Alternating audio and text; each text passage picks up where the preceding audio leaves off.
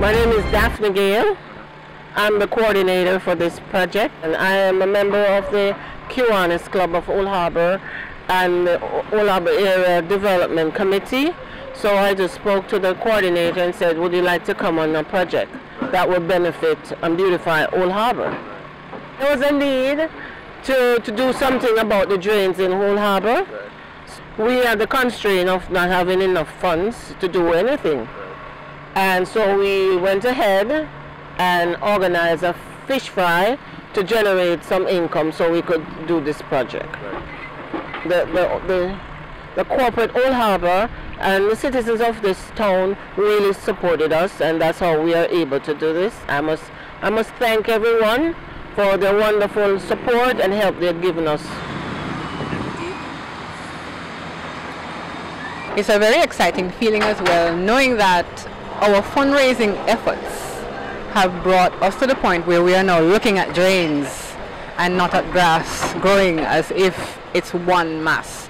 But we also are happy because the water now has a free way to flow, and it is important because chances are when we get another shower of heavy rains, the water will have somewhere to go and it will not affect traffic as it used to be. The chamber is quite young, and I'm sure you were quick to jump on board to work with the other civic groups in Old Harbour. But what does this mean also for the chamber? Okay, it is for the chamber an important contribution to make, seeing that it is not just about businesses, it is also about social issues.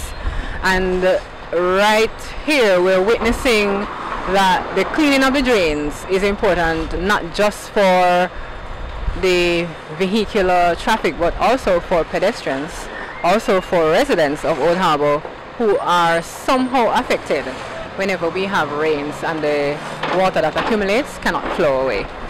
And if you look at the before and the after pictures, also the pictures of the cleaning process, you will realize that it is likely that this could have been a health hazard to the community. So from those perspectives, the chamber is certainly pleased to be on board to contribute to something as vital as the cleaning of the drain. And the idea has been to establish a recycling system, more so for plastic, but now we are seeing the need for glass. Now it has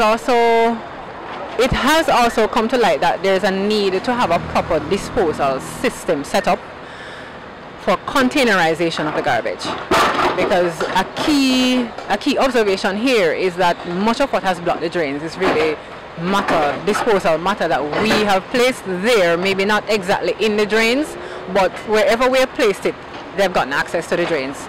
So it's now important to take a look at containerizing our waste matter. We also need to take a look at the maintenance of the drain from the perspective of green, what do you call it now?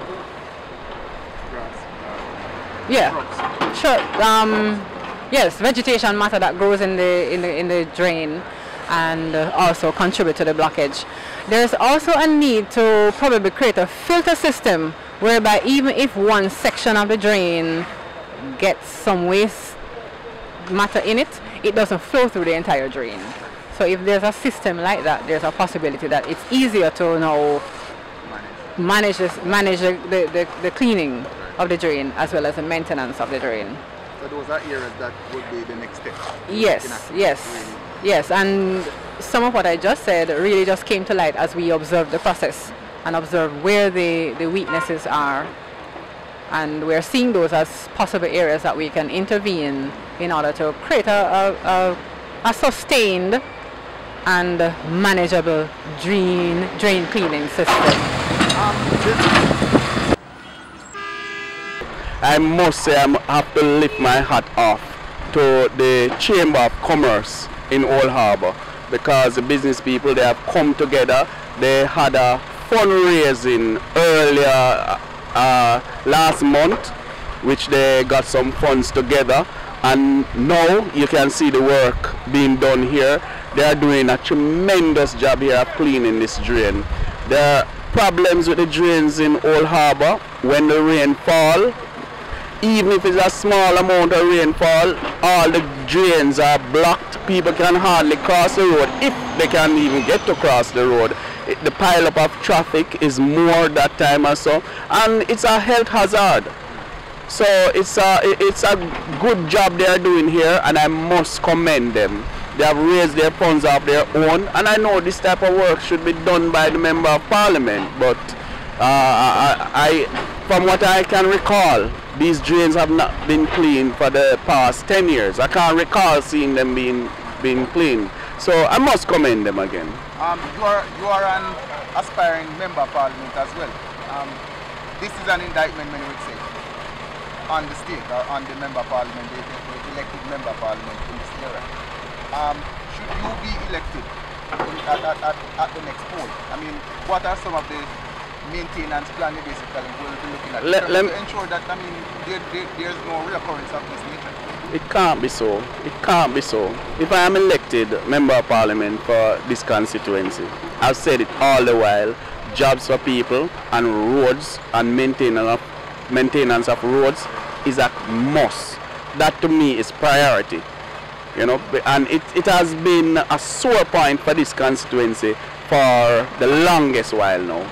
So a lot of attention needs to be put there.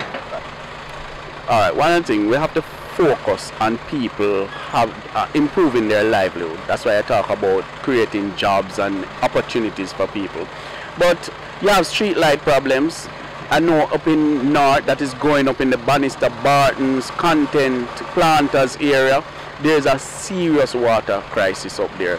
Maybe some tanks have to be done, built up there. Some improvement has to be made. People can't be living without water. As you hear, they say water is life. So there are a lot of things that need to be done. But I think you have to improve the quality of life for people in terms of their own spending power, create opportunities for them. And you know, it will make living easier.